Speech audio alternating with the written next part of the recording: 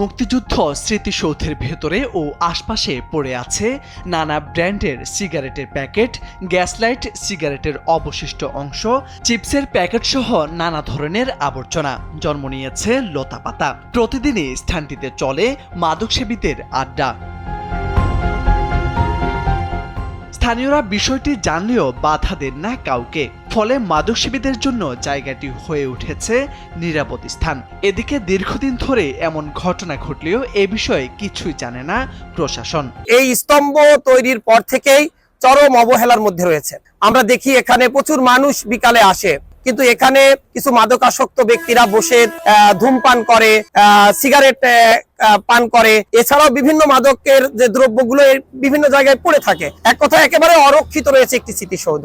মুক্তিযুদ্ধের স্মৃতিকে ধরে রাখতে নির্মাণ করা হয় একটি মুক্তিযুদ্ধ স্মৃতিসৌধ, তবে নির্মাণের পর থেকে সেটি রয়েছে অরক্ষিত অবস্থায়। মুক্তিযোদ্ধারা বলছেন, স্মৃতিসৌধে মাদকসেবীদের আড্ডা মুক্তিযুদ্ধের অপমানের শামিল।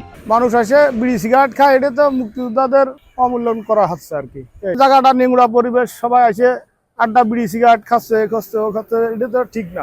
জানা গেছে 1971 সালের 5ই এপ্রিল সে সময়ে আনসার কমান্ডার গোলাম মোস্তফা বিশ্বাসের নেতৃত্বে ঝিনাইদহের শৈলকুপা উপজেলার বড়দাহ এলাকায় ব্রিজটির পাশে গর্ত করে পাকিস্তানি হানাদার বাহিনীদের রোধ করা হয়। সে সময় সম্মুখ যুদ্ধ হয় মুক্তিযোদ্ধা ও পাকিস্তানি হানাদার বাহিনীর। যুদ্ধে বেশ কয়েকজন পাক সেনা মারা যায়। সেই সম্মুখ যুদ্ধের স্মৃতিকে ধরে রাখতে ব্রিজটির পাশেই তৈরি করা হয় মুক্তিযুদ্ধ স্মৃতিসৌধ। তবে সেই স্মৃতিসৌধ এখন পরিণত হয়েছে মাদকের আখড়া আর ময়লার ভাগাড়ে। সামনে জমে আছে পানি, সৃষ্টি হয়েছে জলাবদ্ধতা, নেই পানি নিষ্কাশনের পর্যাপ্ত ব্যবস্থা। গাছের পাতা ও ময়লা জমে তৈরি হয়েছে স্তূপ। আমাদের এখানে স্মৃতিসৌধে এখানে কোনো পরিষ্কার পরিচ্ছন্ন করার কোনো ইয়া নাই। এখানে উপরে গাছপালা, পানি নিষ্কাশনের কোনো জায়গা নাই। এখানে পুরো একটা স্মৃতিসৌধ হিসাবে এখানে কোনো পরিষ্কার পরিচ্ছন্ন বলতে কিছুই নাই। এটা ব্যবস্থাপনার কোনো লোক নাই যে এটা পরিষ্কার পরিচ্ছন্ন বা বিড়ি সিগারেট খাওয়া বন্ধ করা, এটা তো কোনো রক্ষণাবেক্ষণের কোনো লোক নাই।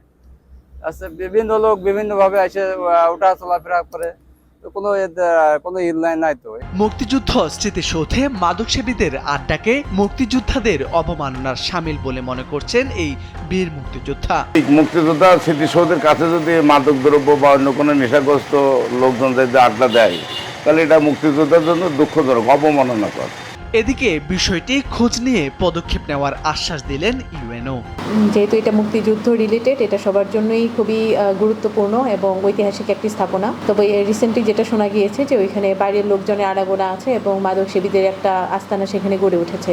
তো বিষয়টা আসলে এর আগে আমার কাছে অভিযোগ আকারে কেউ করেনি, যেহেতু এখন জানতে পেরেছি, অবশ্যই সেটা আমাদের অফিসার ইনচার্জের সাথে আলোচনা করে আমরা সেখানে অবশ্যই পুলিশ পাহারার ব্যবস্থা করব, যাতে ওইখানে অনৈতিক বা খারাপ কোনো কাজ যাতে সেখানে না হয়। মুক্তিযুদ্ধের ঐতিহাসিক স্থানসমূহ সংরক্ষণ ও মুক্তিযুদ্ধ স্মৃতি জাদুঘর নির্মাণ প্রকল্পের আওতায় 2020 সালে প্রায় 35 লাখ টাকা ব্যয়ে নির্মাণ করা হয় এই মুক্তিযুদ্ধ স্মৃতিসৌধটি।